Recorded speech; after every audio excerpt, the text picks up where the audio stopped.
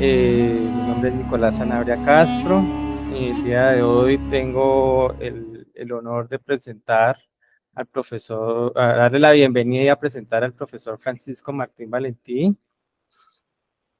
Eh, el profesor Francisco Martín Valentín dio, tiene doctorado en Egiptología en la Universidad Complutense de Madrid, asignatura de los textos religiosos de la capilla de Adijalamaní en el templo de Devot. Eh, es profesor de lenguaje jeroglífico clásico en la Universidad Complutense de Madrid, catedrático de Historia del Antiguo Egipto en la Universidad de Málaga, profesor titular de lenguaje jeroglífico clásico, Instituto de Estudios del Antiguo Egipto, profesor titular de Egipto Antiguo en la Universidad Externa de Bogotá, Colombia, director del proyecto CENEMUD 2008, director del proyecto del Vesir Amenhotep Huy 2009 hasta la fecha. Es miembro de la Asociación Internacional de Egiptólogos, fundador de la Asociación Española de Egiptología, miembro fundador del Instituto de Estudios del Antiguo Egipto, director de la misión española Proyecto CENEMUD, consultor científico de la revista COINE, miembro del Comité Científico de la AEDE, miembro del Comité de la Bibliografía Egiptológica Anual del Área Hispánica, eh, gestor y coordinador del catálogo del Pabellón de la República Árabe, licenciado de Egipto de la Exposición 92 de Sevilla. Ha colaborado en el Museo Nacional de Bellas Artes de La Habana, consultor científico de la revista arqueológica, colaborador científico de la Aventura de la Historia. Ha dado conferencias como el primer Congreso de Misiones Arqueológicas Tebanas en Luxor con la ponencia El culto popular del Visir Amenhotep Huy en la necrópolis tebana en el año 2022. También en el 12º Congreso Internacional de Egiptólogos celebrado en el Cairo, presentando la ponencia Asasif, tumba número 28, Belohim, de Suéter, del Visir Amenhotep Huy, resultados de la excavación 2015-2018, entre otras conferencias, entre sus publicaciones el catálogo de la República Árabe de Egipto, Tutankamón y Howard Carter, un encuentro a través de la historia.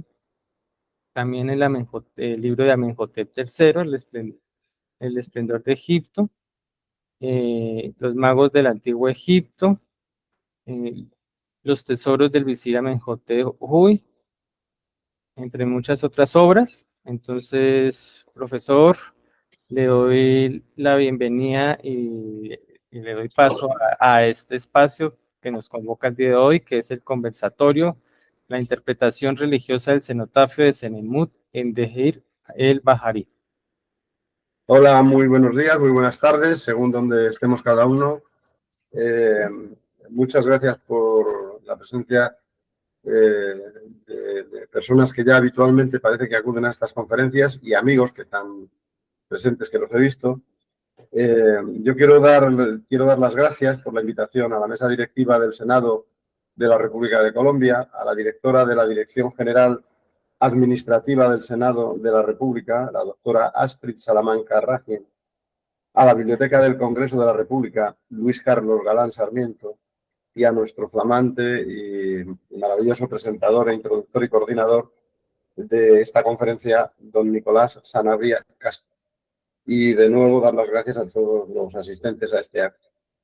Yo antes de proceder, querido Nicolás, yo no sé si ha sido error del currículum que te hemos enviado o mala interpretación. Yo no soy catedrático ni he sido catedrático de universidad. Eso lo has oído ahí, pero para que la gente sepa que hay que hacerlo con certidumbre.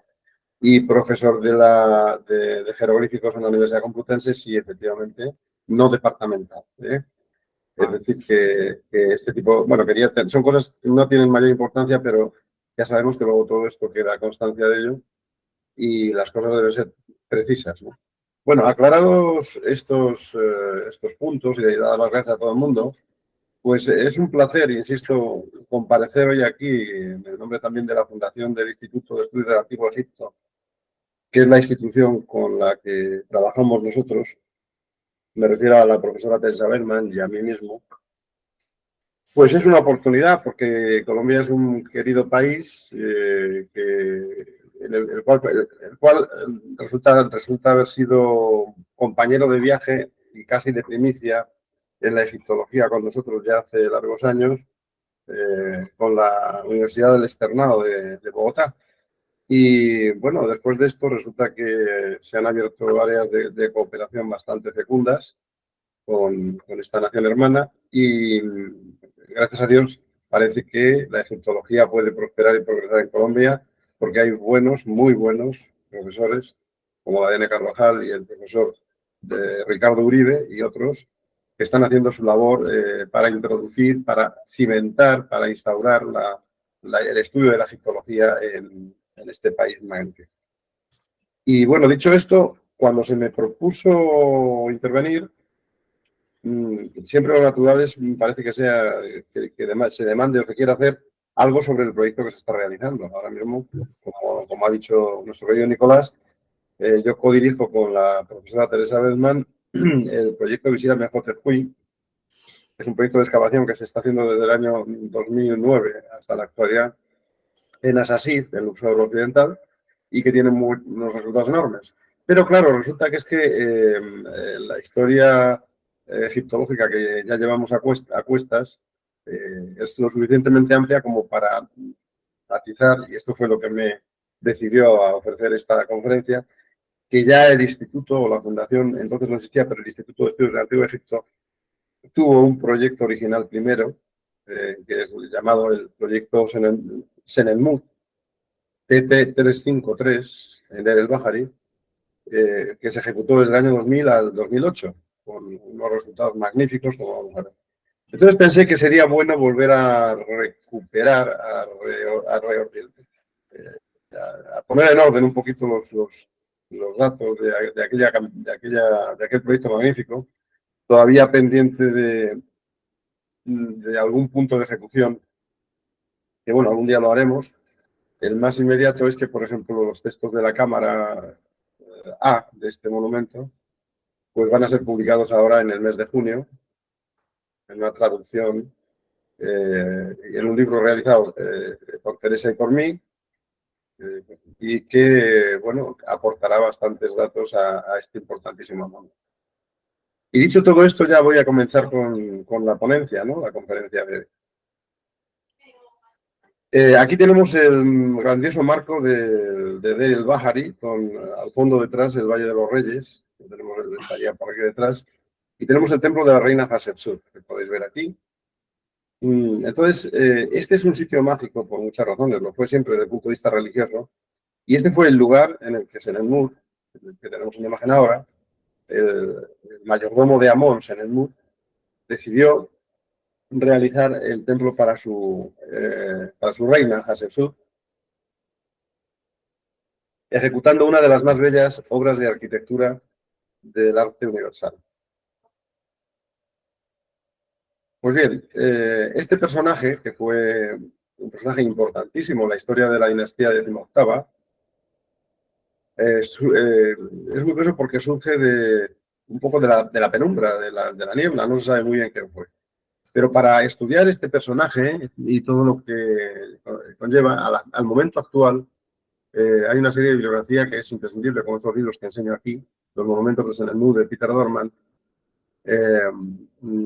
las tumbas de Senenmut de Peter Dorman también, que lo tengo aquí, en este lugar. El libro que escribimos Teresa y yo, Senenmut, el hombre que pudo ser rey de Egipto, una biografía en español, yo creo que bastante seria y bien fundamentada, que ofrece al público los perfiles de este misterioso personaje. Y finalmente, una obra ya clásica casi, que es Hatshepsut, de Reina Faraón de Egipto, publicada por nosotros en el año 2009, que de alguna manera era el final de la publicación del libro de Senenmut que tenemos aquí, el principio y el final, coincidiendo con el principio y el final del proyecto de trabajo en la tumba de este. Bueno, vamos a ver el monumento y el personaje. El monumento en sí mismo lo tenemos localizado, si vemos el mapa de Egipto, en Tebas. Aquí tenemos el río Nilo, el Mediterráneo, bien, en Tebas, en Luxor. Y en este cuadrante que tenemos aquí se nos muestra la tumba 353, cerca de el Bahari, en la orilla occidental.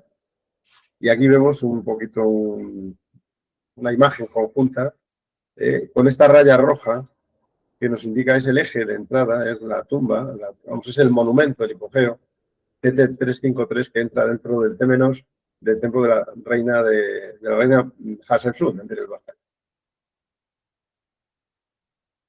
Bien, ahí tendríamos, en ese hoyo, tendríamos la tumba y esa sería de alguna manera, la imagen de los túneles, de los corredores y de las cámaras de la tumba. El monumento fue descubierto por un egiptólogo arqueólogo norteamericano, Herbert Winlock, en enero del año 1927, y está situado en la parte exterior de la esquina noreste del templo de la reina Hatshepsut, como hemos dicho antes, reina que reinó en Egipto del 1479 al 1457 a.C., en la dinastía decimoctava. El hipogeo, porque me resisto a hablar de tumba y ya lo veremos por qué, hoy TT-353 posee valores de extrema importancia arqueológica y no solo por su excelente estado de conservación actual, sino por ser testimonio de uno de los momentos más importantes de la historia egipcia durante el Imperio Nuevo. A la vez, resulta excepcionalmente importante el extraordinario techo astronómico del que vemos aquí una parte, representado en el paramento superior de la actual cámara A del hipogeo citado. Aquí tenemos un plano del templo de el Bahari que muestra un poco la conexión. Bueno, aquí tenemos una foto del hallazgo, del momento en el que Herbert Winlock, removiendo en un lugar que llamaban la cantera, un hoyo donde se encuentra la entrada de este monumento, removiendo bloques de piedra para componer estatuas de Hatshepsut que estaban restaurando, de repente apareció este hueco que tenemos aquí, con este relleno de mampostería tapando la puerta y con este hueco superior. Abierto el primer muro, porque eran dos de mampostería, se vio que el segundo, el de detrás, todavía tenía un hueco mayor para dejar cabida a un cuerpo humano arrastrándose. Digamos, esta era la tumba o la TT-353 en el momento del descubrimiento. En este plano, que tiene la planta y la sección del monumento hechos por los arquitectos del instituto, se muestra perfectamente bien cómo es la naturaleza de este monumento. No, es atípico, como tumba no puede ser considerado, siempre nos llamó la atención este asunto porque tiene más de parecido con alguna tumba del Valle de los Reyes en su estructura arquitectónica que con ninguna tumba privada, y ya eso llama la atención desde el principio. Se encuentra excavado en un macizo rocoso de composición compleja, cuarzo, calcita, yeso y otros componentes, que alcanza al final de su trayectoria, de sus dimensiones, unas estructuras geológicas muy sólidas, muy importantes. Se compone de la entrada, que la tenemos aquí, con un corredor de acceso con escaleras hasta la cámara A, luego lo que llamamos la cámara B y la cámara C. Es decir, tiene tres cámaras, la última de la cual posee el techo abovedado. En planta la podemos ver aquí, tal y como va, con un nicho a la entrada y, bueno, se ve perfectamente bien, insisto, que ya de entrada la contemplación nos advierte de que no estamos en presencia de una tumba al uso. Tiene 97,36 metros de longitud, desde la entrada hasta la tercera cámara, y 41,93 metros de profundidad máxima desde la superficie. Es decir, si tiramos una línea imaginaria desde aquí hasta el fondo de la tercera cámara, son casi 50 metros de profundidad. Esta es una de las imágenes que sacó Winlock cuando descubrió el monumento, mostrándonos el corredor de acceso en el momento del descubrimiento. Como veis, pues realmente es impresionante la entrada. Ahora ya que está preparadita, pues no pasa nada, pero cuando no había luces ni nada, antes de que nosotros las hiciéramos, a mí me evocaba los descensos al infierno, ¿eh? O sea, pero con seguridad. Era un túnel de una profunda oscuridad que daba miedo. Así es como encontró Herbert Willock la primera cámara del hipogeo, completamente cubierta o casi cubierta plenamente de esquirlas, que son las consecuencias de las excavaciones de las cámaras de abajo, porque el sistema de trabajo de los egipcios era excavar la cámara más profunda, sacar los escombros, excavar la segunda, sacar los escombros y así sucesivamente. Por tanto, estos escombros serían, digamos, de la segunda cámara pasados a la primera. En el momento del descubrimiento, la cámara B, que no tiene ninguna decoración, la única que tiene decoración es la cámara A, también estaba llena de las esquirlas o otros fragmentos de piedra de la cámara C.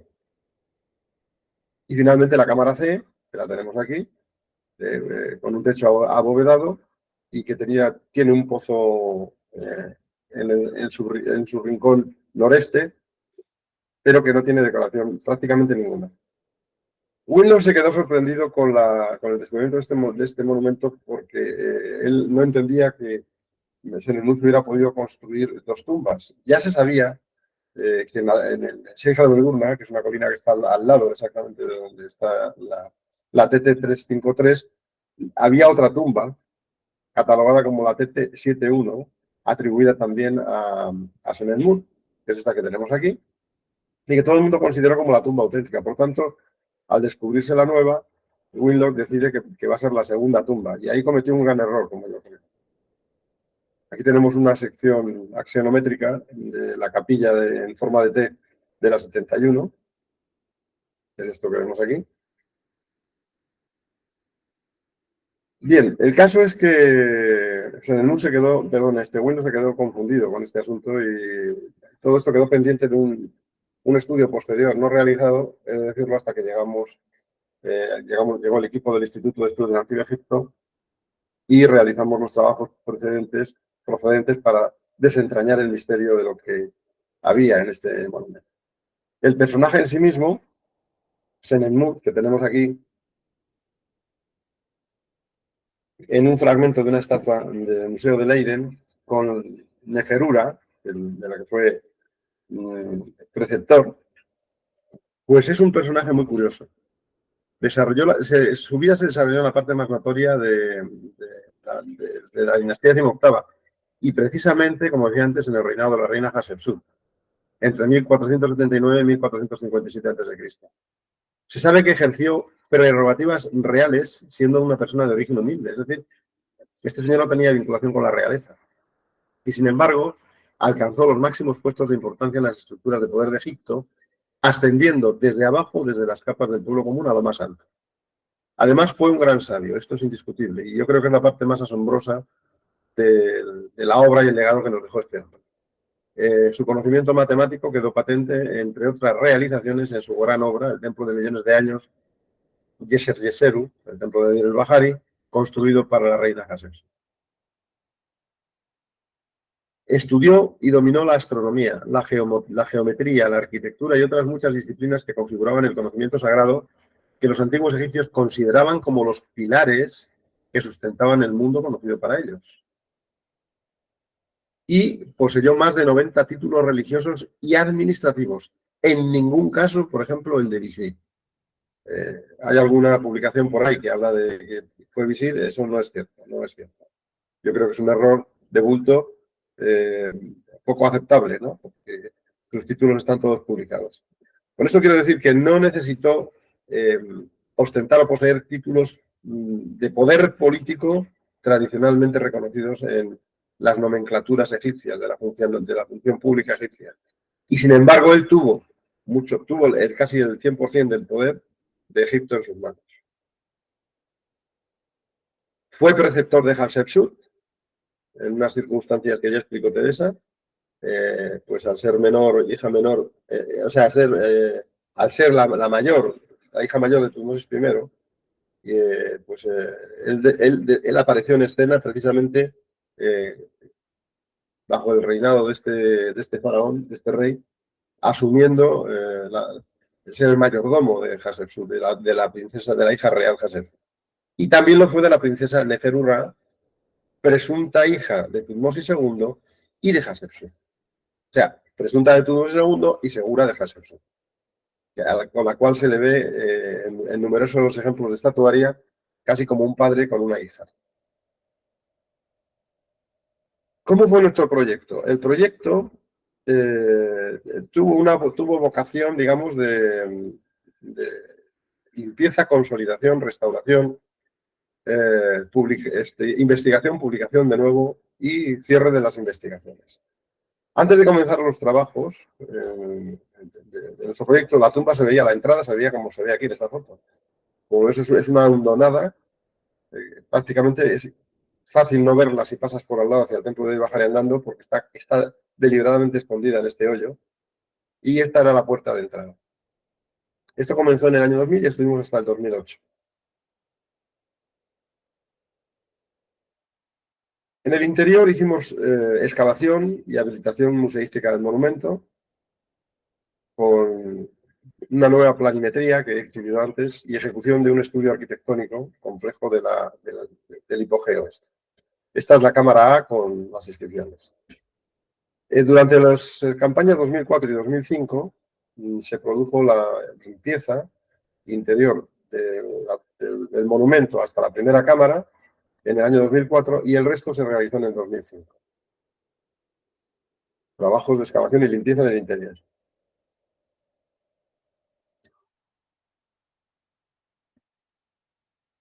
Aquí, bueno, esta es una foto mía trabajando duramente, controlando la limpieza y la excavación. El trabajo fue muy penoso porque ya veis el túnel y bueno, se levantaba un polvo horroroso y luego el calor era tremendo, ¿no? Y además había que estar como muy forzadamente situado porque no había espacio para estar de pie casi. El hecho final de la limpieza después se refleja en esta foto que tenemos aquí, que se ven las escaleras ya limpias, perfectamente acopladas. Perdón. Y que expresan pues, el trabajo que se había hecho. Luego procedimos a lo que llamamos el acondicionamiento interior del monumento, que se veía que una maqueta hecha por los arquitectos. Es un proyecto de deseo este, ¿no? Pero que de alguna manera se ha cumplido también, en el cual se ve pues, cómo queríamos que fuera. Queríamos que fuera encima de las escaleras del túnel, que eran muy degradables, se hizo una rampa de madera para visitar la primera cámara, que era la más importante, y luego se les podía descender hacia abajo de la tumba. Aquí vemos los trabajos para montar la instalación luminosa de la tumba, que quedó de esta manera, realmente maravillosa, como veis aquí. Bueno, todo esto es interesante para no olvidarlo. Esta es otra foto desde abajo que nos da idea pues, de un poco mística de lo que es este túnel de descenso hacia lo más profundo de la Tierra, con el sol arriba, la luz, que da una idea muy misteriosa del monumento. Y esta es la entrada tal y como queda. En el exterior se produjeron excavaciones,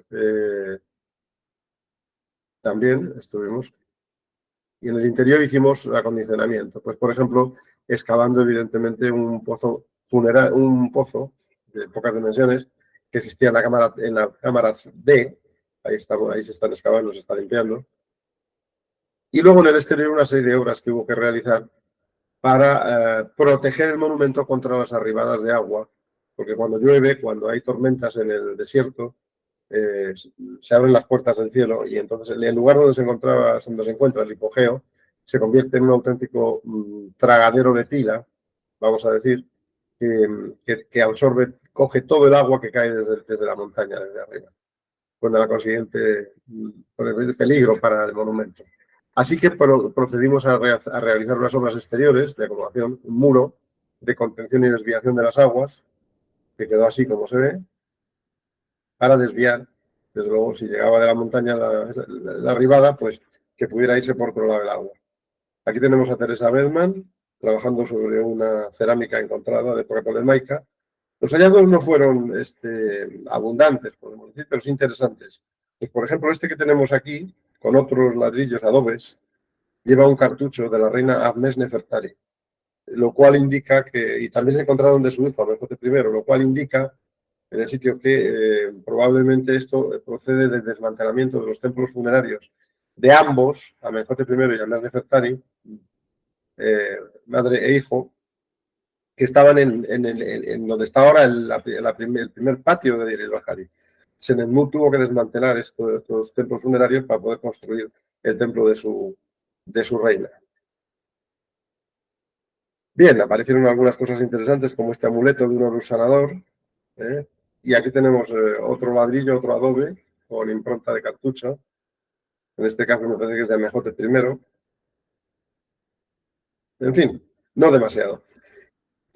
Otro de los trabajos importantes que hicieron fueron los trabajos de fotogrametría y documentación epigráfica y arqueológica, donde, en fin, se procedió a un estudio detallado del monumento por dentro, pues, elaborando mediciones muy precisas y documentación fotográfica muy exigente. Tenemos a Víctor Capucho aquí, un uruguayo distinguido que formó parte de nuestro equipo, un gran fotógrafo, al cual apreciamos mucho y desde aquí saludamos. Estuvo con nosotros trabajando y haciendo un gran trabajo. Bien, durante la campaña del año 2006 vemos donde se hicieron las actuaciones de excavación, en la zona azul que vemos aquí. Los sectores 1, 2 y 3. Era esto, una plataforma donde había que excavar para limpiar y ponerlo en orden, donde aparecieron fragmentos de cerámica vasta como esta, de llamada cerámica de cerveza, de dedos para la cerveza, perdón. Con esto se celebraban las... Estos fueron los primeros indicios que nos dijeron que el lugar era especial, porque, claro, estaba cercano, desde luego, al templo de Deir el-Bahari dedicado a la diosa Hathor, y la fiesta de la cerveza era muy conocida. Aquí tenemos cerámicas de este tipo. Vemos que tienen el culo roto, porque aquí iba la masa de la cerveza con agua, cubierta y tapada por arriba, y se rompía el culo para que cayese el líquido. Finalmente, en la campaña del año 2007, atacamos este área, la 1, donde se encontraba la llamada Casa de Piedra, esta que tenemos aquí. Esta Casa de Piedra que nadie había dicho nunca de qué se trataba, hasta que nosotros la excavamos e investigando en esto, Teresa Bergman, siempre con su sagacidad habitual, propuso una solución muy satisfactoria para todos. Vemos que los restos estaban bastante perjudicados, los consolidamos, trabajos de consolidación, limpieza, de manera que cuando acabamos se había construido un muro de protección para impedir que restos desde arriba llegasen a tapar la casa de nuevo. Y vemos aquí en la planta de la casa, hecha con dibujo arqueológico, que tiene la planta típica de una casa egipcia, con un porche de entrada, un vestíbulo, vamos a decir, 2 habitaciones.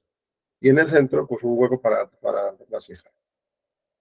Pero ¿cuál fue la funcionalidad de este edificio? Esto lo descubrió Teresa, la llamada Casa de Piedra, pues fue probablemente un taller de pelucas.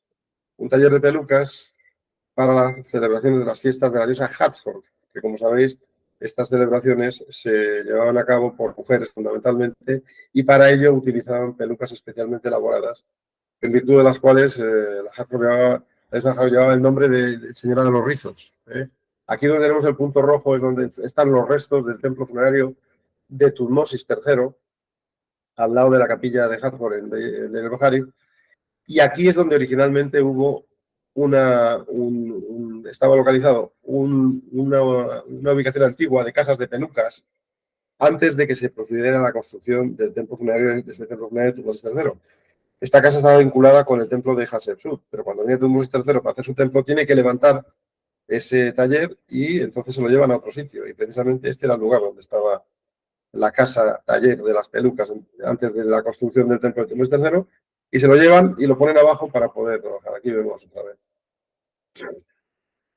Esta es la ubicación. Bien, de los hallazgos que nosotros realizamos en las excavaciones del lugar, se desprendieron en la casa que había identidades. Estas fotos que tenemos aquí proceden de la excavación de las misiones polacas en el templo, en la casa de piedra del templo de Tutmosis III, y encontraron restos muy parecidos a los que nosotros encontramos. Vasijas con natrón, sellos, como veis aquí, como el que hemos aparecido nosotros, pero nos apareció este, mechones de pelo, nosotros también con los que se elaboraron las pelucas, aquí tenemos nuestro hallazgo, telas, bandeletas de lino. Nosotros también encontrábamos de ese material. Cuerdas, cestería, fundas para pelucas. Y aquí se ve, por ejemplo, un maniquí para una peluca. Entonces, claro, esto le llevó a Teresa a la conclusión de que la cosa era que se trataba de un taller de parapelucas, igual que había habido en tiempos antes de Tutmosis III, pero que el de Tutmosis III era precisamente este, construido en el sitio de nuestro área de concesión.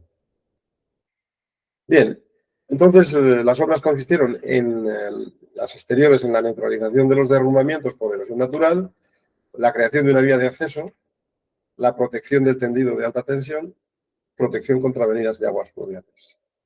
Bueno, esto ya lo paso rápido porque no tiene sentido. Había proyecto de hacer un pabellón de visitantes con una réplica de la cámara primera del hipogeo, porque es muy interesante de visitar porque tiene el techo astronómico más antiguo de la humanidad.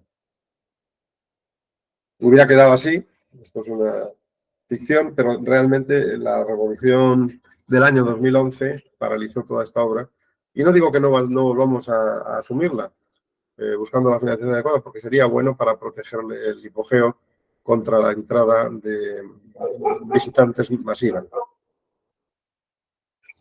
Bien, finalmente el trabajo quedó de esta manera. El resultado de los trabajos del exterior, como lo vimos, pues quedó así, con esta caseta de protección, con este muro.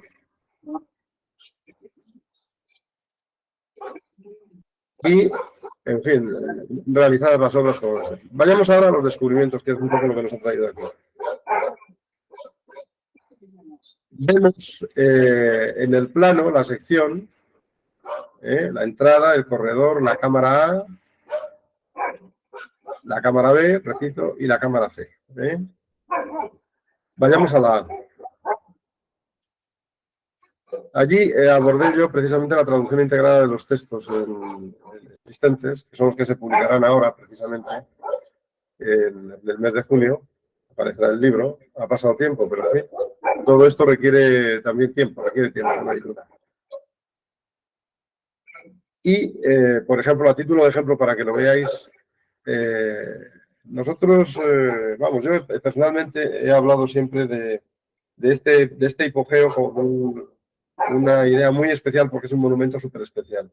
Tan especial que, a pesar de que la mayoría de los egiptólogos seguían pensando antes de nuestros trabajos que era la segunda tumba de Senenmut, como dije antes, claramente la lectura de los jeroglíficos nos indican que esto no es así.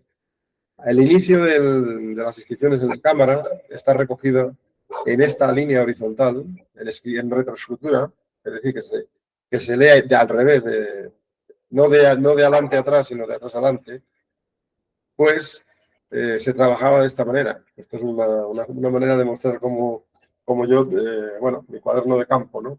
Pues para que lo veáis, cómo se hacía la lectura de la inscripción, con transcripción y luego la traducción. Transliteración y traducción. Y allí ya, perdón, voy para atrás, porque allí ya se dice claramente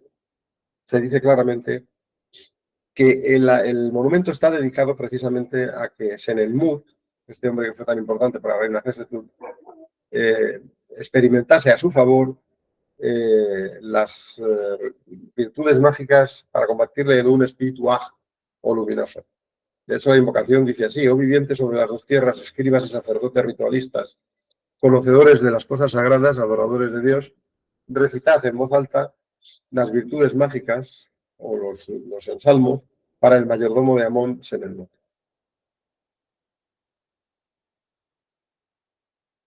Bien, aquí vemos otro ejemplo, ¿no? Entre tantos, de cómo ha sido el tema, y esto es un avance de cómo será el libro, en donde se ve cómo se ha recopilado los textos y se va haciendo una comparativa con otros textos conocidos para dar el resultado final. Bueno, es un texto de los sarcófagos, el capítulo 73, y como esto hay mucho, pero ya lo veremos. Simplemente para que tengáis una idea de cómo se trabaja. Bien, este relieve que tiene la primera cámara es muy importante. Hay dos, uno a la derecha y otro a la izquierda de la puerta de entrada, es muy importante porque aquí nos muestra a Senenmut adorando los nombres, la titulatura de la reina Hatshepsut, como veis aquí. Está con la mano sobre el hombro izquierdo, en señal de respeto. Y está diciendo, bueno, la inscripción dice: el noble príncipe, la boca que habla cuando los demás están en silencio, el que preside a los nobles, el amigo único, etcétera y cual. Y dice aquí su servidor, el servidor de la señora de las dos tierras, en la sede de su corazón, el que hace los favores a la señora de las dos tierras.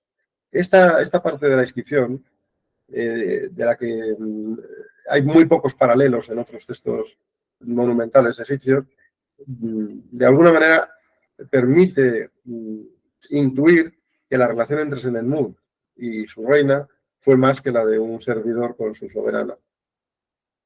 Y en base a esta inscripción y otros hechos concretos, pues se ha incluso hablado de que pudiera haber una relación personal entre ellos.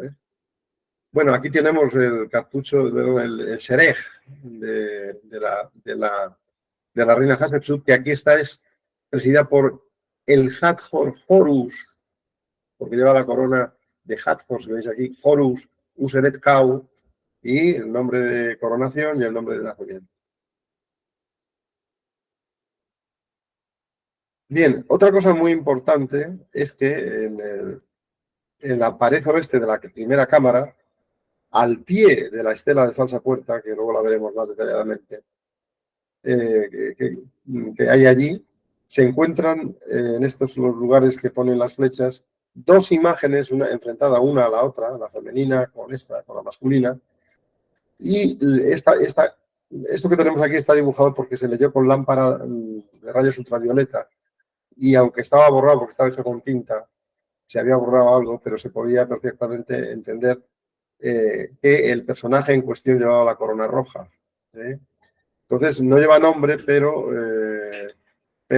se puede hacer una premisa o una idea de que quizás pudiera ser Senenmut mismo, con Hatshepsut unidos para toda la eternidad en un lugar secreto, adorándose unos frente a otros.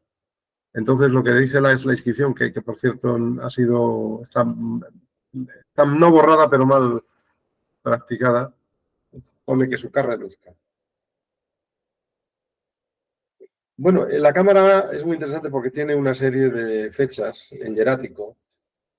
Algunas no son comprensibles, como esta de la entrada, según se entra a mano derecha, que nos dice literalmente mes, sin decir mes, de Peret, el día 10. Nos dice, o sea, es un día 10 de uno de los meses, de los 4 meses de Peret. Entre 6, año 16. Lo que sí que es importante es este año porque este nos da la idea, porque a partir de este momento es cuando ya se supone que se ha acabado la construcción en Deir el-Bahari, el templo, y entonces se precipitan los acontecimientos para la historia de Hatshepsut y de Senenmut. En esta planta preparada por los arquitectos del proyecto, se ve perfectamente, planta de la primera cámara, se ve perfectamente aquí, se ha reflejado que el suelo no está desbastado completamente en este lugar, en tanto que aquí sí está preparado, haciendo como una especie de vía procesional directa, ritual, desde el acceso de la entrada del corredor a la pared, a la estela de falsa puerta que tenemos aquí, y para poder andar por este lugar. Vamos a ver. Aquí lo tenemos.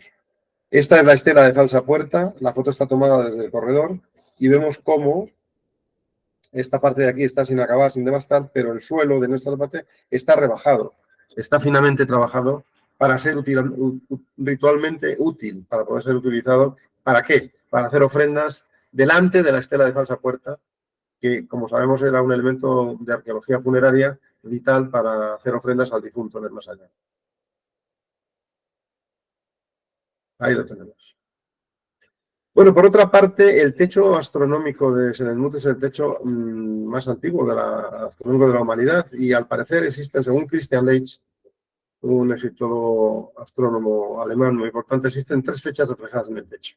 La medianoche del 18 al 19 de nuestro mes de marzo, que él dice ser la culminación de la Osa Mayor; la medianoche del 16 al 17 de julio, en el que Sirio se confunde con el Sol, el Año Nuevo Egipcio; y la medianoche del 14 al 15 de noviembre, culminación de la estrella principal Orión, resurrección mística del dios Osiris. Luego hay otra característica en la cámara que es muy importante. Como he dicho, hay muchas inscripciones hieráticas. Aquí las tenemos. El hierático ya sabéis que es el jeroglífico cursivo.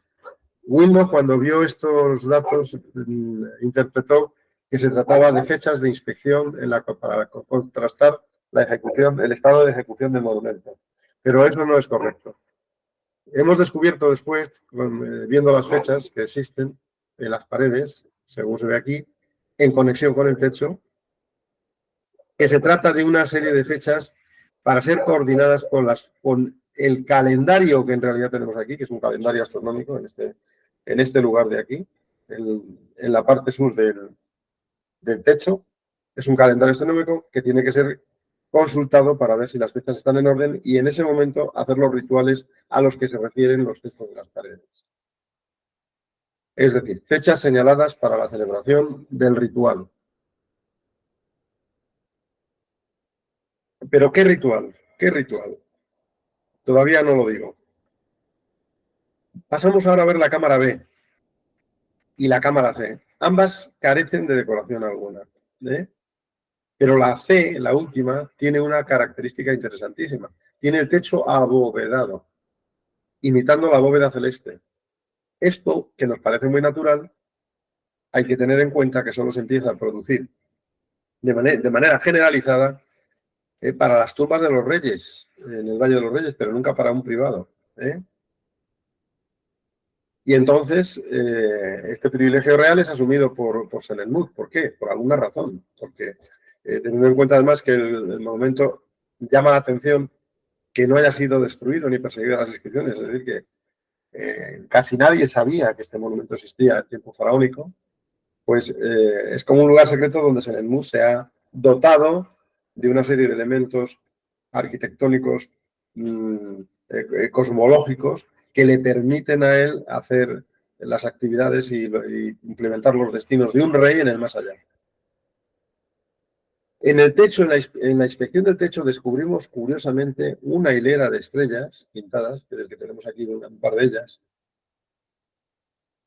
Es un eje estrellado que se midió después con precisión. Tenemos aquí el techo de la cámara con el eje tal y como iría y se midió con estación total y todos los instrumentos de precisión, porque eso indicaba un eje, una conexión de un eje que iba desde luego, y esto lo comprobamos perfectamente bien. Esta es la cámara A del hipogeo, aquí estaría la estela de falsa puerta, y desde el centro de la estela de falsa puerta esta línea seguiría, y esto que tenemos aquí, la cámara C, sería precisamente este fragmento del eje. Luego está marcando un eje determinado de todo el monumento, desde la estela de falsa puerta hasta la cámara C, y probablemente ya sospechábamos cuando vimos aquello que este eje seguiría, había que seguir este eje a ver a dónde nos conducía. Bueno, aquí veis las tumbas de Valladolid de Ramsés VI, que el típico son los techos más típicos que Seti I, pero ya digo que en el museo se lo hizo primero. Bien, entonces fue la TT-353, la segunda tumba de Senelmut. Sabemos que la número 1, la primera tumba es la 71, que la tenemos aquí. Y aquí abajo, en este agujero, se encontraron la tumba de los padres de Senelmut, enterrados. Luego, es difícil que no tuviera idea de que esta fuera su tumba si iba a enterrar a sus padres al lado. Era la cámara funeraria de Ramos y Handnefer, padres de Senelmut. La capilla la vemos, la capilla de la tumba, una capilla en T normal con sus títulos, su nombre perseguido, los títulos. Y nada más pone título, el gobernador de los dos graneros, concebido por Ramos, hecho por Ramose y nacido de Handnefer, los padres. Bueno, la capilla de la tumba 71 está sin acabar, eso está claro, porque las capillas subterráneas están inacabadas. Y cuando Willock excavó aquí, reexcavó la tumba, como le digo, después del descubrimiento de la 353, el hombre quiso saber, ¿no? Entonces ya pues, se dio cuenta de que aquí algo fallaba, pero nunca aclaró el asunto bien. El sarcófago de Senelmut se encontró precisamente aquí, en esta zona, hecho roto en más de 3.000 fragmentos, luego nunca había sido utilizado. Hoy el sarcófago se encuentra en el Metropolitan de Nueva York, reconstruido, como vemos aquí, y tenemos las dimensiones exactas del monumento, ¿no? Que las tenéis aquí. Bueno, no quiero aburriros con datos de este tipo, pero sí sabemos el ancho, desde luego, del sarcófago.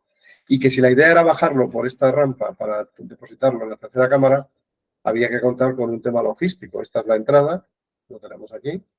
Y tenemos, primero que son escaleras, que haría falta una rampa, porque un sarcófago de cuarcita roja pesa varias toneladas y es muy difícil de manejar.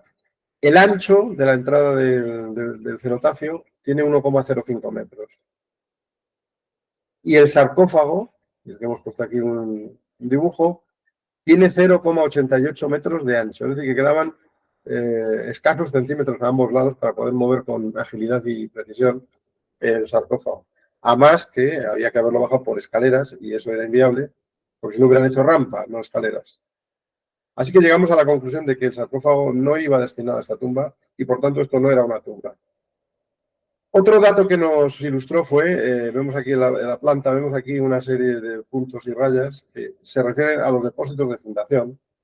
Los depósitos de fundación eran unos hoyos que excavaban los egipcios en las cercanías alrededor de los templos, las capillas, no las tumbas, y metían amuletos específicos para dar protección. Pues, eran casi todas hechos en las ceremonias de fundación de un lugar religioso, de un templo, nunca de una tumba, ni siquiera de una tumba real.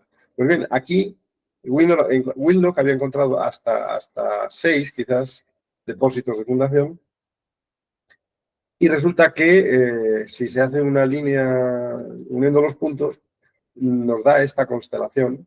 Querido César, creo que es Tauro, pero no quiero decir un error. Y que, desde luego, pues tiene que ver con que ponían al monumento en sí mismo bajo la protección estelar de esta constelación. Estas son las fotografías de las excavaciones de Willow, donde aparecieron los depósitos de fundación con los objetos que solían meter. Todo esto es típico de los templos, insisto, pero nunca de una tumba, jamás. Nosotros reexcavamos uno de los huecos porque dio la casualidad que se abrió y lo volvimos a examinar y coincidimos con las informaciones que había dado Willow. La cámara C tiene, por otra parte, un hueco en el rincón noreste, que probablemente con una piedra que se ve aquí, una losa, que probablemente que cubría el hueco es un pozo con un hueco, una entradilla, cubierta por una losa, que exploramos y conducía pocos metros más allá, pero que quizás la intención hubiese sido hacer un lugar para ocultar un tesorillo o algo, o un camino inacabado a algún lado, hacia algún lugar. Este pozo. Allí se encontró por Winlock una cabeza de un vaso canopo, esta que está aquí está ahora en el Metropolitan, lo que nos dio que pensar que esto quizás hubiera estado destinado a coger los 4 vasos canopos con las vísceras de Senenmut. Por tanto, el cuerpo quizás momificado se pensó que iría a la 71, que finalmente no fue, mientras las vísceras extraídas habrían sido depositadas en este pozo.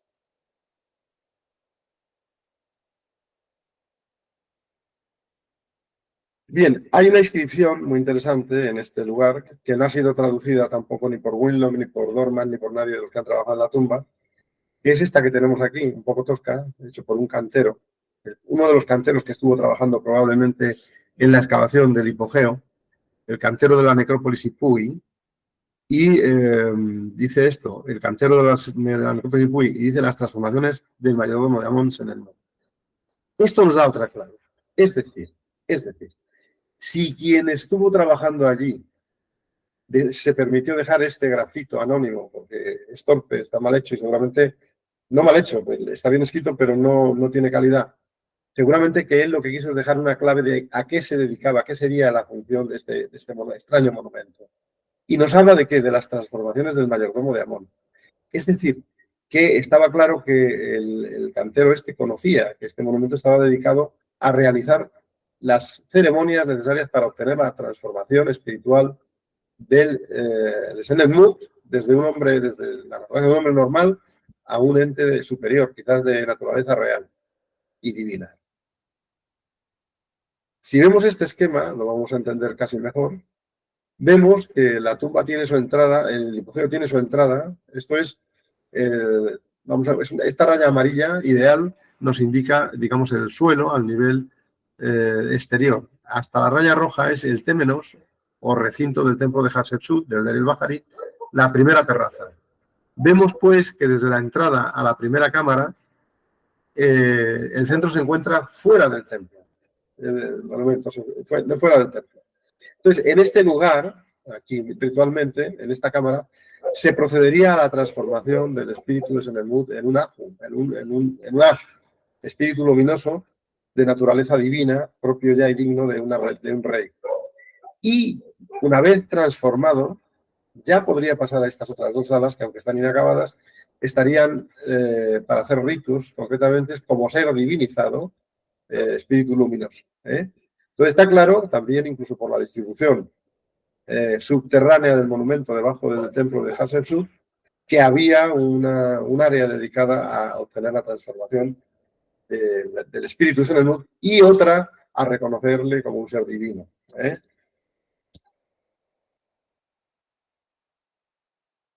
Por otra parte, hay otros datos que interesan, las relaciones con otros monumentos del área. Pues aquí vemos una foto compuesta de lo que es el área del Bahari. Y es muy interesante porque encontramos, aquí está la 353, aquí tenemos un hueco importantísimo, otro cenotafio, Babel Hosan, vinculado con este templo de aquí, que es el de Montuhotep Nefertara, de la dinastía undécima, del final del primer periodo intermedio para el inicio del Imperio Medio, donde Howard Carter encontró unas estatuas jubilares precisamente de Mentuhotep Nefertara como rey del Bajo Egipto, porque en el reinado de este rey se conquista el norte por el sur, acabando con la dinastía décima para instaurar lo que será el Imperio Medio. Luego tenemos la capilla de Hathor también ahí. O sea, tenemos la 353, Babel Hosan y la capilla de Hathor. Y el templo de Mentuhotep Nefertara, aquí. Estos cuatro monumentos tienen mucho que ver. Bien, con la capilla de Hathor. La capilla de Hathor está dedicada a recoger el culto divino de esta divinidad en forma de vaca. Aquí vemos a Hatshepsut, que ha sido suprimida, protegida por la vaca, y que era el aspecto doble también podía ser, ya sabéis, la diosa Hathor podía ser Sekhmet también, o Ueretsu Fekao, con cabeza de leona, en aspecto violento, en aspecto sanguinario, mientras en su aspecto pacífico la representaba como una vaca. Esto tiene que ver mucho con la leyenda de la diosa lejana, pero ahora no tengo tiempo para explicarlo.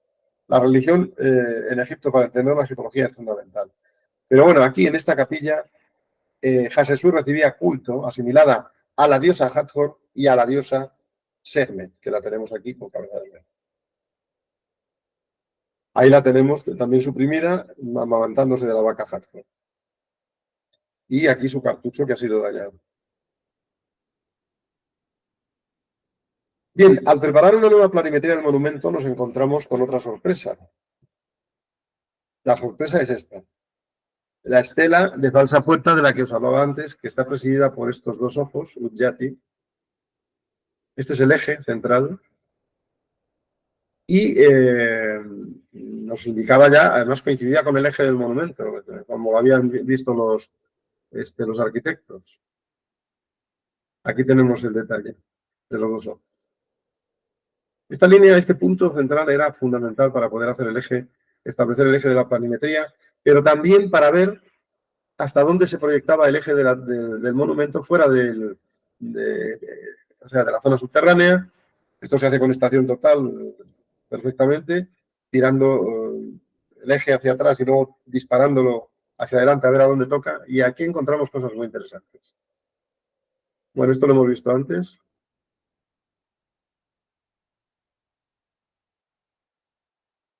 Aquí tenemos de nuevo a Teresa Bedman, ayudando a los arquitectos para tomar dimensiones y haciéndose cargo del prisma que debe ser utilizado con la estación total. Entonces, aquí están los arquitectos con la estación total, tirando los datos de la planimetría y Teresa con el prisma. Pues en un momento determinado, porque el sistema se hacía pues, en la Alcanía, se mira el prisma, con walkie-talkie, se dice un poquito a la derecha, un poquito a la izquierda, hasta que se centra con la máquina exactamente el eje.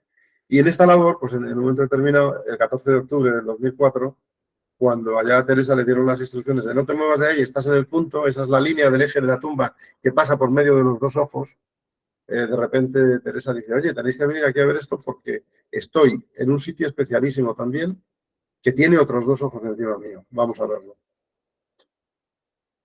Y efectivamente, en la fachada de la capilla de Hathor, que está al lado del Bahari, del templo pegado, era donde se encontraba Teresa con el prisma, y allí ella se encontró en la fachada, como digo, donde se está representada, esta era Hatshepsut, lo que pasa es que luego cambiaron a Tutmosis II, pero era Hatshepsut con la vaca que estaba viéndole la mano.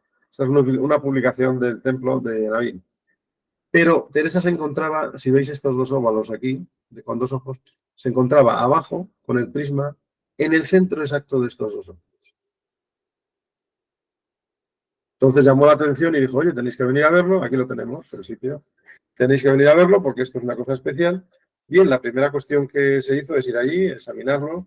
Yo personalmente procedí a una lectura detallada de todos los textos jeroglíficos del área y llegué a la convicción que mantengo de que estos dos ojos dentro de estos óvalos carecían de lectura jeroglífica en el contexto de las inscripciones. Es decir, no eran parte de inscripción legible, pero sí eran aparentemente como dos ventanillas, dos ventanitas, parecen como unas gafas, si las veis, para dos ojos.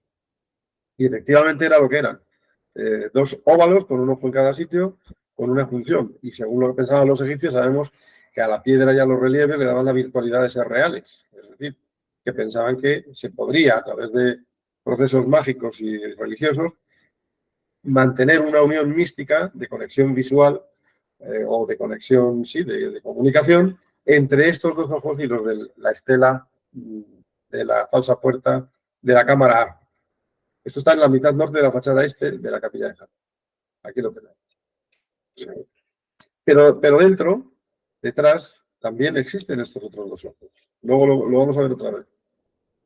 Es decir, que ya teníamos tres pares de ojos, dos en la capilla de Hathor, uno en la fachada exterior y otra en la mitad norte de la fachada este del patio interior, que comunicaban en el centro con un eje, una línea perfectamente clara, y lo que se quedaba ahora era tratar de entender si estos ojos unían, el eje se unía también con la estela de falsa puerta de la TP 353. Entonces se comprobó que, bueno, esta era la disposición que había. Esta es una planta del templo de la capilla de Hathor, hecho por nuestros arquitectos. Aquí tenemos dos pares de ojos, aquí tenemos otros dos pares de ojos. Y esto es el santo de los santos de esta capilla magnífica de transformación de la diosa Hatshepsut, de la reina Hatshepsut, diosa Hathor y Sekhmet, y aquí recibe ella adoración con el dios Amón y la diosa Hathor. Bien, vemos que los ejes iban directamente de un ojo, de un par de ojos a otro par de ojos y de ahí al fondo. Y al fondo, al lado, en estas capillas de aquí al lado, se encontraba Senemut adorando los nombres de Hatshepsut de una manera secreta, porque esto estaba detrás de un muro que cuando abría la puerta se tapaba, no se veía. Al fondo lo que existe, como veis aquí, es la reina Hatshepsut en medio de Hathor y en medio de Amón. Bueno, pues entonces la línea que va de estos ojos a estos ojos al centro gráfico material de esta pared apunta a Hatshepsut.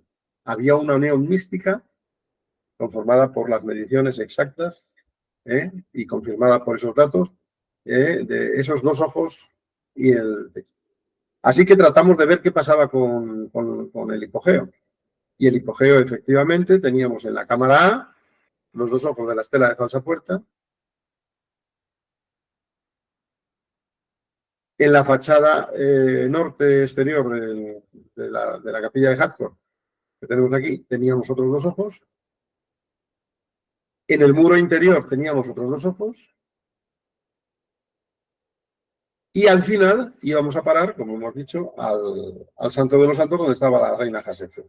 O sea que había un eje místico perfectamente establecido desde la cámara de transformaciones de Hatshepsut, de Senenmut, hasta el Santo de los Santos a través de las parejas de ojos abiertas o esculpidas en los muros de la fachada de la capilla. ¿Qué quiere decir? Que esto establecía la posibilidad de que Senenmut se comunicara espiritualmente, como va, desde su monumento, la TT 353, con la parte más íntima del templo dedicado a Hatshepsut como diosa Hathor. Imaginaos la fuerza de este argumento y lo maravilloso de esta idea. No sé si consigo llevaros a vuestro ánimo la importancia de esta concepción arquitectónica vinculada con lo mágico y lo religioso.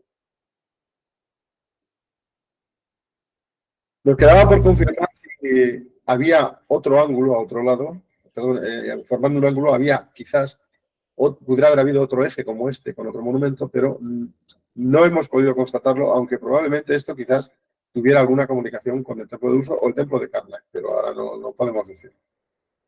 En todo caso, sí podemos constatar que los 265 metros de distancia que había desde la capilla, desde la cámara A, que hay desde la cámara A de la 353 hasta el muro, hasta el interior de la capilla de Hathor, esos 265 metros nos ofrecían una desviación norte aproximada de 0,40 metros. Es decir, la colocación de los monumentos en relación al eje nos daba esto. Pero claro, es inapreciable, esto es despreciable. Pero hay que tener en cuenta que la capilla de Hathor ha sido reconstruida, fue reconstruida en el siglo XIX y XX por los arqueólogos. Por tanto, no estaba destruida cuando ya se llegó y habría perdido quizás parte de la precisión arquitectónica absolutamente extraordinaria que seguro que tuvo cuando fue construida.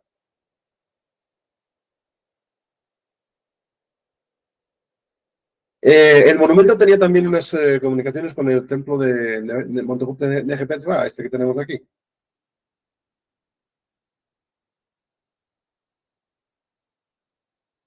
Aquí hay una reconstrucción ideal, dicen que con una pirámide, de cómo debió ser el conjunto de Bahari con la reina Hatshepsut, de la reina Hatshepsut, Tutmosis III y de Montejut. Esta estatua que tenemos aquí con la corona roja es de Montejut Nejepetra y fue la que encontró Carter, que os dije antes, en Bab el Hosan. Está en el Museo del Cairo.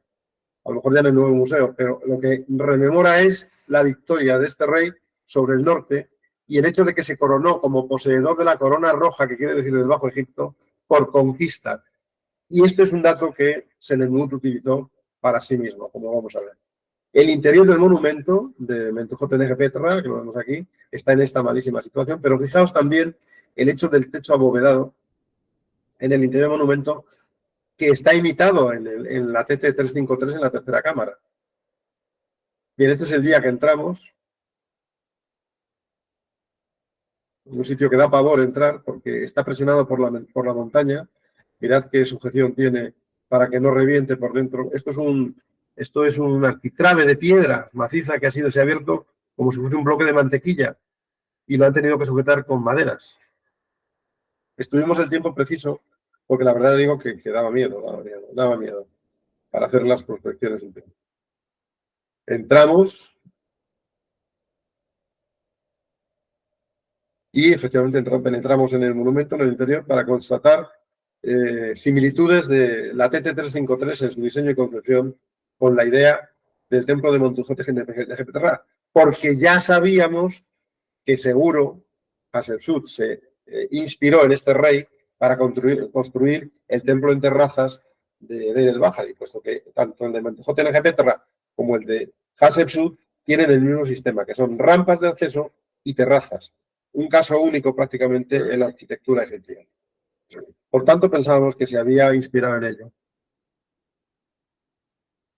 Luego, viendo el techo astronómico del hipogeo, al traducirlo, nos dimos cuenta de un tema muy importante, que es que en el centro del techo astronómico, dividiendo la mitad sur y la mitad norte, existen 5 bandas, una central, y 4 de textos. Y la central lleva los nombres de Hatshepsut de coronación como faraón, los vemos aquí, y continuados por el título de depositario del sello del rey del norte, de Senenmut, y añadiendo los nombres de su padre y de su madre. Esto desde un punto de vista protocolario es algo inaceptable, o era algo inaceptable, que un particular pusiera los nombres de sus padres y el suyo propio en el mismo lugar y al mismo tamaño de los del rey o reina, en este caso faraón, porque eso era considerarse iguales. Entonces, eso era absolutamente inaceptable. Pero claro, en un sitio secreto donde nadie lo va a ver como es este, Senenmut se lo pudo permitir. Y nos habla también de sus intenciones. Es decir, estamos viendo aquello de lo de la corona roja, estamos viendo lo de Montejote NGP, estamos viendo un montón de cosas que luego además se han confirmado por los textos, la traducción de los textos en la Cámara A. Senenmut quería ser considerado rey del Bajo Egipto.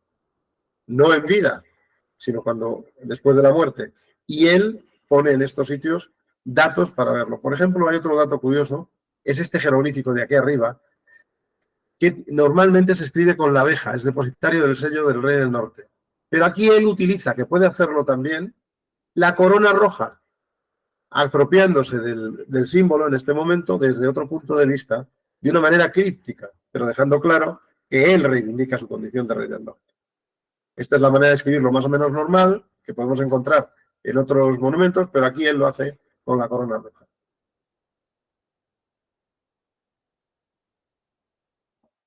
Entonces, el área de Dir Bahari debe ser considerada como un conjunto sagrado especial para el culto real y divino. Y tenemos el santuario de Amón de Karnak, sabemos, conectado por la vía procesional al otro lado del río, al Santo de los Santos. Del Santo de los Santos de Dir Bahari al Santo de los Santos del Templo de Amón de Karnak hay también una línea trazada. Y eso lo concibió Senenmut también. Y la TT353 con la capilla de Hathor, que he explicado los efectos.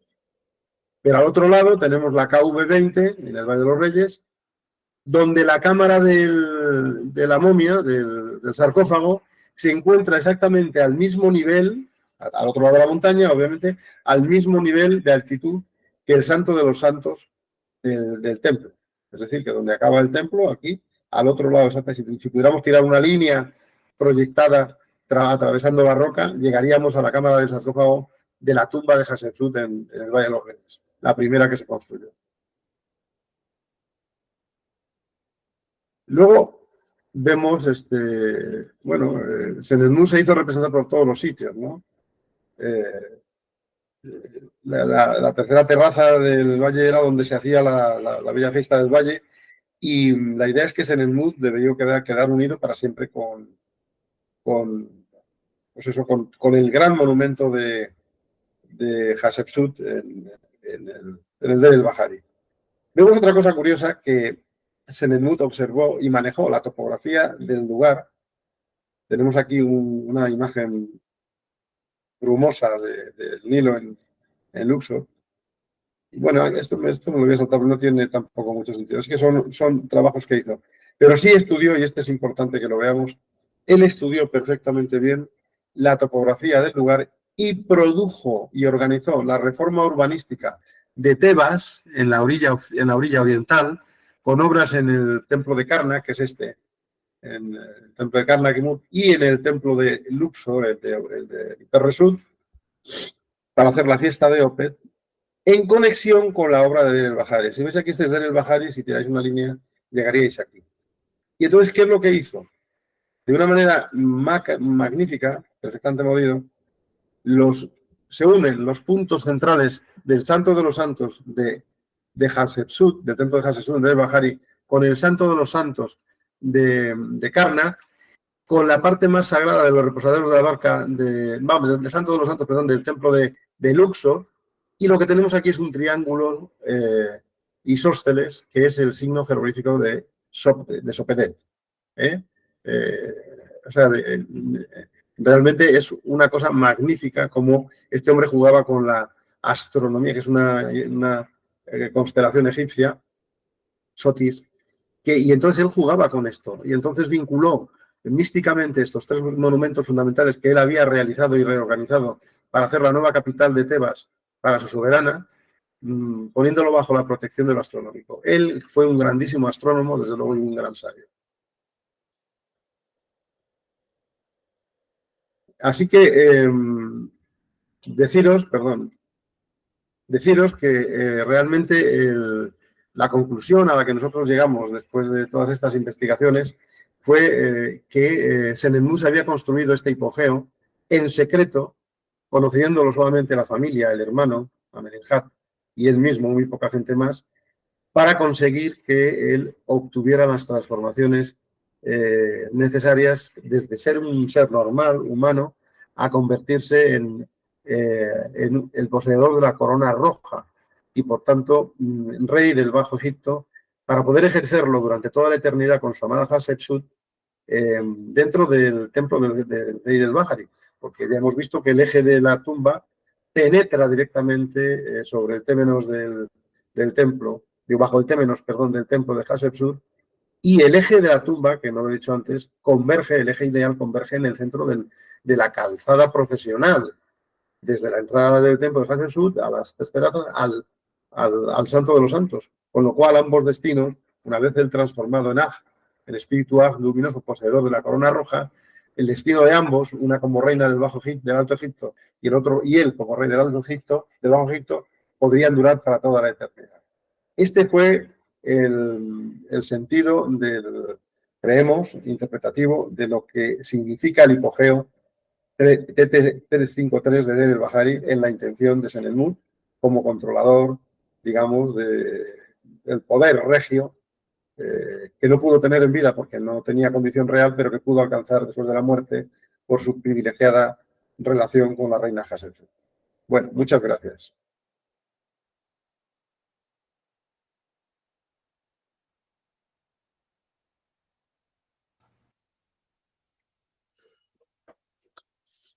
Nicolás. Perdón, que es que tenía el micrófono apagado. Muchas gracias, profe, por esta con este magnífico conversatorio. Siempre es agradable descubrir junto a ustedes cosas del Antiguo Egipto, pues que no todos tenemos como ese acceso a esa información, porque una cosa es como leerlo en los libros y otra muy diferente que una persona que está allá, que ha tenido esa experiencia, nos lo cuente con mayor detalle. Entonces vamos a abrir el espacio de preguntas. Entonces, ¿quién quiere comenzar?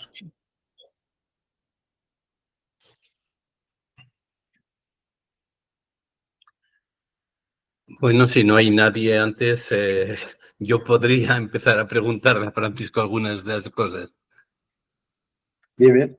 Adelante. Mira, lo primero que se me ocurre que sería interesante, aunque sé que eso es imposible de contestar, es si el proyecto de Senemut, de su identificación como rey del Alto y Bajo Egipto al lado de su amada Hatshepsut, se ha hecho posible en la eternidad. Eso es imposible, por supuesto, pero es mucho más sencillo intentar averiguar qué fue de su final, qué fue de su momia.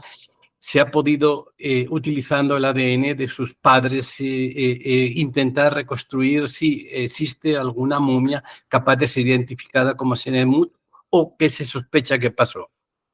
Bueno, vamos a ver.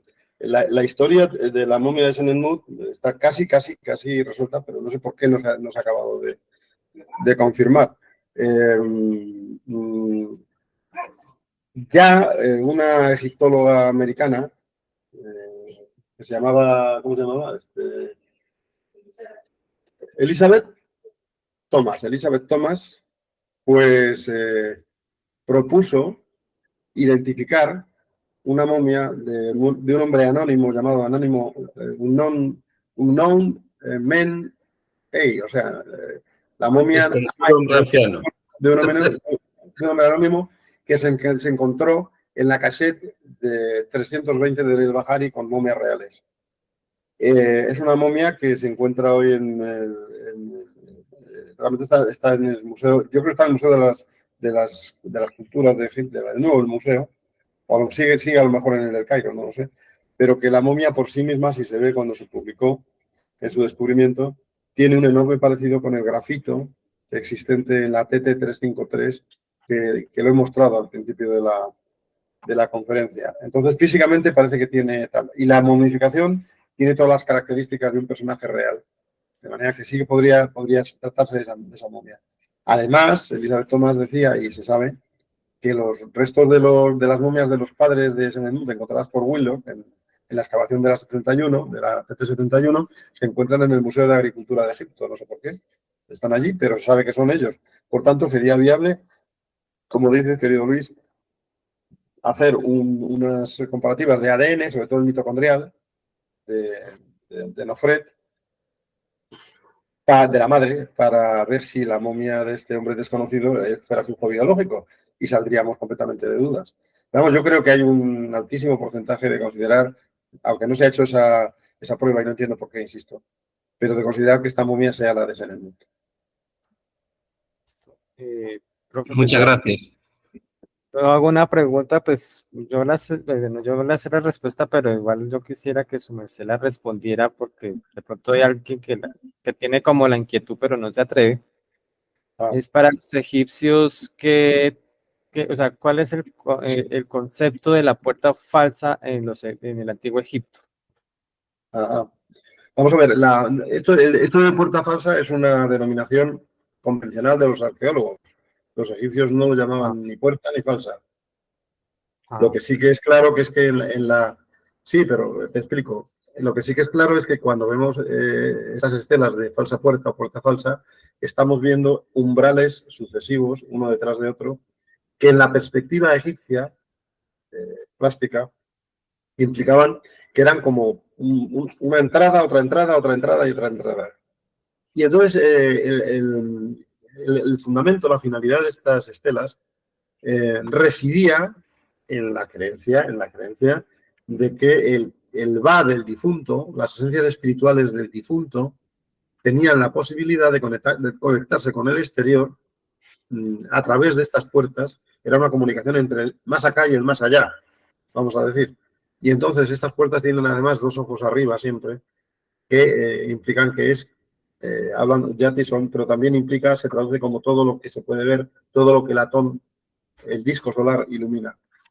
De manera que era un modo de comunicación, según creían ellos, de los difuntos y sus esencias espirituales con el mundo de los vivos. De hecho, delante de estas estelas de falsa puerta es donde se hacían las ofrendas funerarias, consistentes en libaciones de agua, de leche, de cerveza, de vino, comida, de aves, toros, lo que se llama el peret jeru de un jeter dinesu, la ofrenda que da el rey, la salida a la voz de todos los elementos que necesitaba el difunto para sobrevivir, materiales, líquidos, sólidos, vestidos, etc. Todo eso se hacía delante de la estela de falsa puerta, porque se consideraba que había verdaderamente una comunicación entre esa puerta, que era una entrada al más allá, y el más acá.